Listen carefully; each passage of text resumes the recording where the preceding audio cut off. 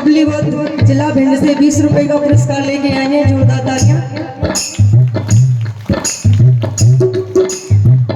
वेद पुराण भागवत गीता राम कृष्ण और रुक्मणी सीता,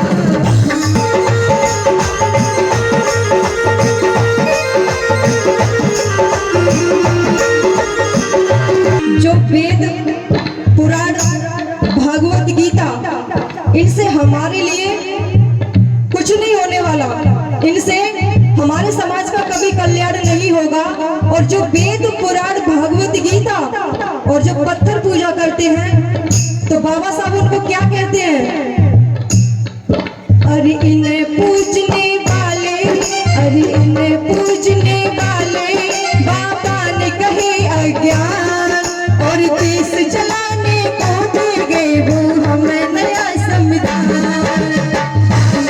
हमारे दुनिया में हुए महान, और देश चलाने को दे गए वो हमें नया संविधान।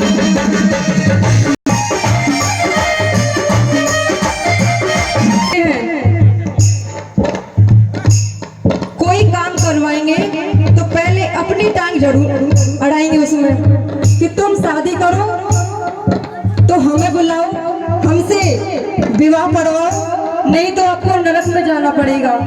इसीलिए कहना है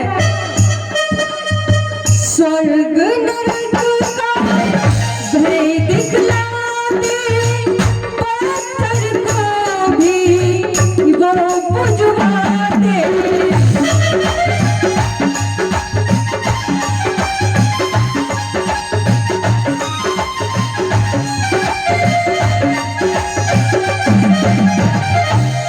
आप लोगों से पूछना चाहती हूँ, क्या पत्थर में भगवान हो सकता है? पत्थर में भगवान हो ही नहीं सकता, क्योंकि एक आपको मैं दृष्टांत सुनाऊंगी। एक बहू और एक सास। सास थी मनुवादी और बहू थी अम्बेडकरवादी, पढ़ी लिखी बहन थी। उसकी शादी हो गई तो अपनी ससुराल में गई, तो उसकी सास कहने लगी कि बहू बेटा मेरे साथ तो मंदिर चलो। तो बहू ने क्या कहा कि क्यों माँ जी? कि वो इसलिए कि मेरी एक इच्छा थी बेटा कि अगर मेरे पुत्र की शादी हो जाएगी तो मैं मंदिर पर घूमने जाऊंगी, इसीलिए मैं तुम्हें लेकर उस मंदिर पर जाना चाहती हूँ। कि ठीक है माँ जी, अगर आप कह रही हो तो मैं चलने को तैयार हूँ। तो वो बेटी उस अपनी सासू माँ के साथ चली गई। तो उसने सबसे पहले क्या देखा कि मंदिर के बाहर 2 पत्थर के शेर थे। तो उस बहन ने कहा कि माँ मुझे तो इन शेरों से डर लग रहा है। कि क्यों? कि ये शेर है, खाली इन्होंने हमें तो कह रहे तू पागल है, ये पत्थर के हैं, ये खाते नहीं है, ये तो सिर्फ दिखाने के लिए बनाए हैं। कि अच्छा ऐसी बात है। फिर वो बेटी थोड़ी और अंदर गई, फिर देखा कि उसमें एक गाय है और बछड़ा है पत्थर का। तो फिर उसने कहा कि अरे माँ मैं तो बाल्टी लाना भूल गई। कि क्यों? मैं बाल्टी लेने के लिए घर जा रही हूँ, मैं फिर से वापस आ जाऊंगी। कि बाल्टी लेने की क्या जरूरत है?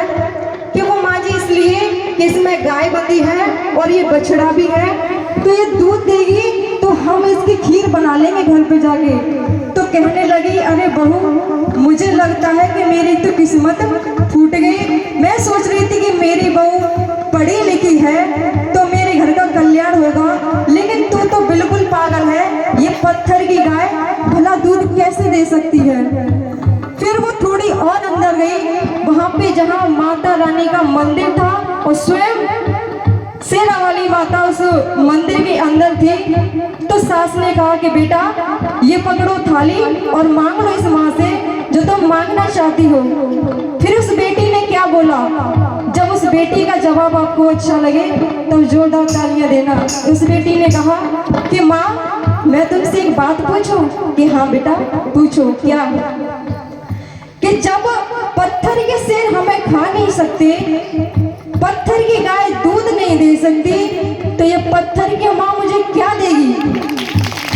दे सकती है वो कुछ? नहीं दे सकती। सकती। इस पत्थर की माँ की आवश्यकता मुझे नहीं है, मुझे तो तुम्हारी आवश्यकता है। अगर मुझे किसी चीज की जरूरत पड़ेगी तो वो तुम दोगी, ये माँ मुझे कुछ नहीं देगी।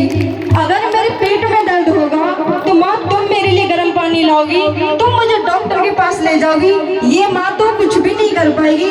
इसके मंदिर में और कुत्ता भी घुस जाए और जो कुछ भी रखा हो ये तो उसको भगा भी नहीं सकती, तो ये मुझे क्या दे देगी? बात सही है कि नहीं है? इसीलिए बाबा साहब ने ऐसे लोगों को मूर्ख कहा और फिर लिखा, स्वर्ग नरक का भय दिखला दे, पत्थर को भी ये बुझवा दे।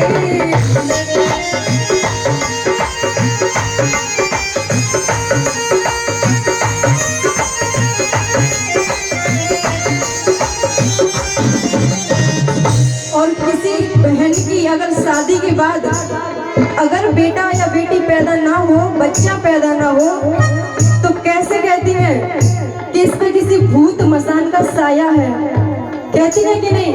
लेकिन कोई भूत मसान नहीं होता, ये सिर्फ कहने की बात है और कुछ नहीं।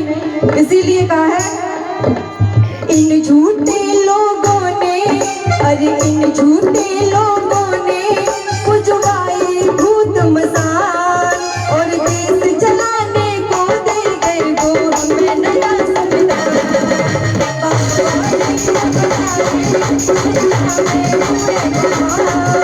देश चलाने को दे गए वो हमें नया संविधान।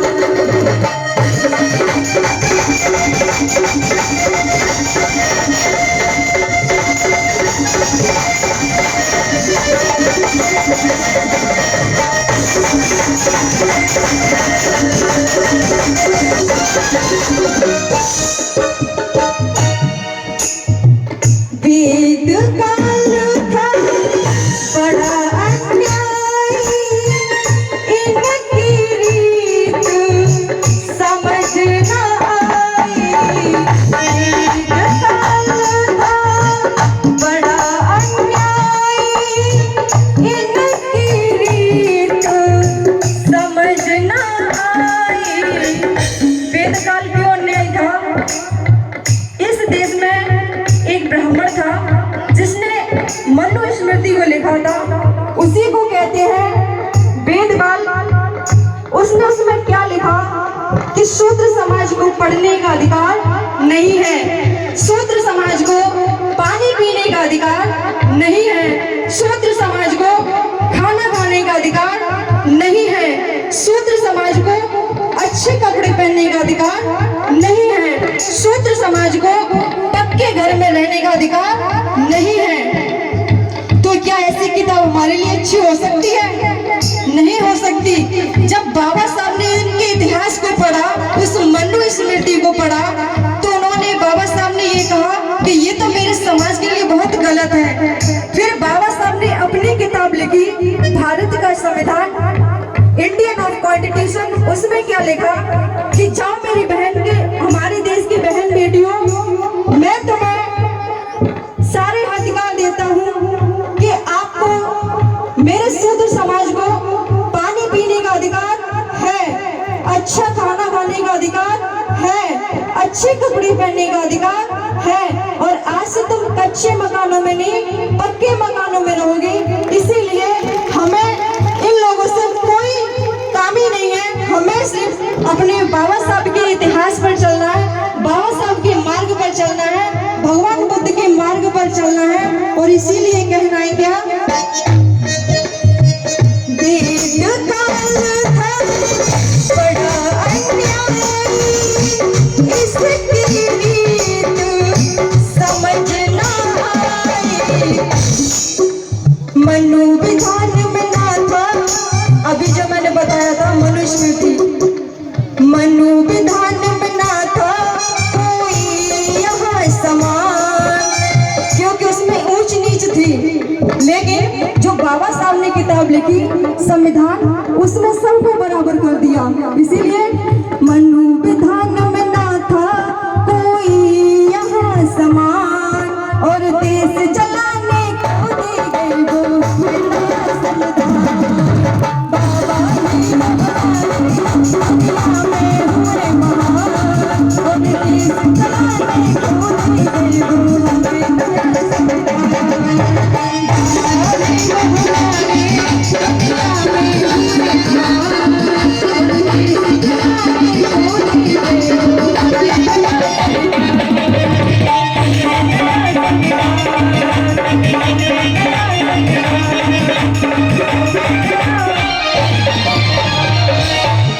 एक बार जोरदार ताली बजा दीजिए।